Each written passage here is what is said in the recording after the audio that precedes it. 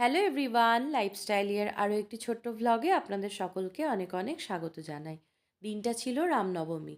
সকাল সকাল উঠে স্নান পুজো সেরে নিয়ে তৈরি হয়ে এখন যাচ্ছি বন্ধুর বাড়িতে।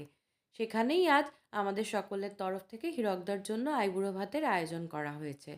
ভেবেছিলাম রামনবমীর জন্য রাস্তায় বোধহয় এখন খুব ভিড় থাকবে, তবে বেরিয়ে দেখছি এখন তেমন একটা ভিড় নেই।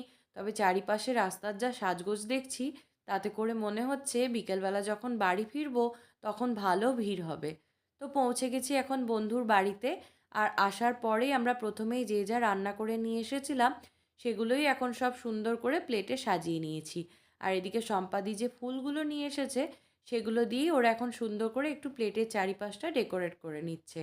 চলুন এরপর আপনাদের একবার মেনুটা দেখিয়ে দিই।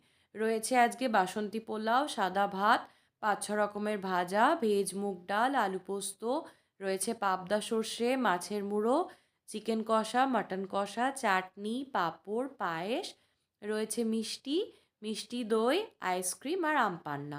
এদিকে এখন হবু বরও চলে এসেছে।